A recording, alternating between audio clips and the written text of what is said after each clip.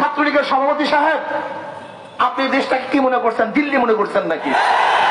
এরা বাংলাদেশের 92% মুসলমানদের দেশে ইউনিভার্সিটি। এই ইউনিভার্সিটি গড়ছে মুসলমান, জায়গা মুসলমানদের। হিন্দুরা বাধা দিয়েছে। ইউনিভার্সিটিতে কোন ধর্মভিত্তিক সংগঠনকে কেউ যদি বাধা প্রদান করে ভেঙে ফেলা হবে।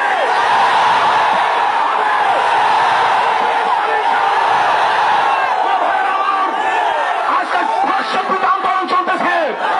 এইভাবে ধর্ষণ বিরোধী আন্দোলন করলে হবে না।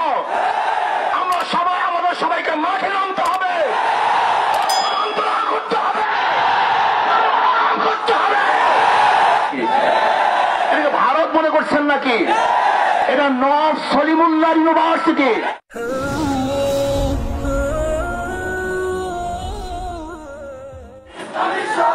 ঢাকা বিশ্ববিদ্যালয়ের ছাত্রলীগের সভাপতি তিনি ঘোষণা দিয়েছেন যে ধর্মভিত্তিক কোন সংগঠন ইউনিভার্সিটিতে তারা রাজনীতি করতে পারবে না। আমি ওই হিন্দু বেচারাকে বলবো, ছাত্রলীগের সভাপতি সাহেব, আপনি দেশটাকে কি মনে করছেন? দিল্লি মনে করছেন নাকি?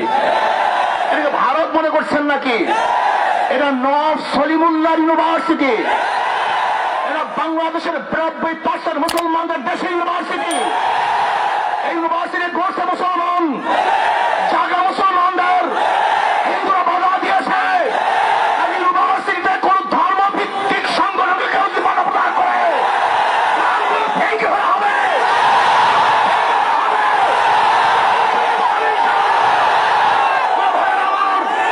আজকে ধর্ষণ বিরোধী আন্দোলন চলতেছে।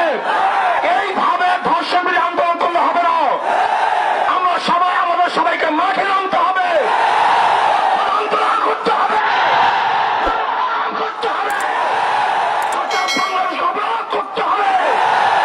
যদি আমরা অবরোধ করতে পারি, আন্দোলন করতে পারি, তাহলে ধর্ষণ মুক্ত এক বাংলাদেশ আমরা দেখতে পারবো, খুনি মুক্ত এক বাংলাদেশ আমরা দেখতে পারবো, আমরা জেনা মুক্ত এক বাংলাদেশ দেখতে পারবো।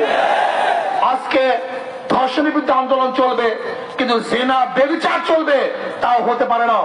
একজন মেয়ের সাথে সম্পর্ক থাকে, যতদিন পর্যন্ত সম্পর্ক থাকে খুবই ভালো, যখন সম্পর্ক নষ্ট হয়ে যায় অমনি গিয়ে সেই মেয়ে ধর্ষণের মামলা হাতে। এই সমস্ত ফাইজলামি চলতে পারে না, চলতে দেওয়া হবে না। ধর্ষণ বন্ধ করুন, জেনা বেবিচার বন্ধ করুন, খুন বন্ধ করুন এবং সন্ত্রাস বন্ধ করুন। আর দ্রব্যমূল্যের যে ঊর্ধ্বগতি চলতেছে, এইভাবে একটা দেশ চলতে পারে না। হু হু করে গতকালকে এক দাম, আজকে আর এক দাম, যা ক্রয় ক্ষমতার উঠতে চলে যায়। আমরা বিশ্বাস করি স্থিতিশীল সরকার যতদিন পর্যন্ত না আসবে ততদিন পর্যন্ত দেশ স্থিতিশীল হবে না। কাজে আল্লাহ পাক রব্বুল আলামিন আমাকে এবং আমাদের সবাইকে এই আন্দোলন সংগ্রাম করার তৌফিক দান করেন এবং দেশকে স্থিতিশীল করে শান্ত করার তৌফিক দান করেন।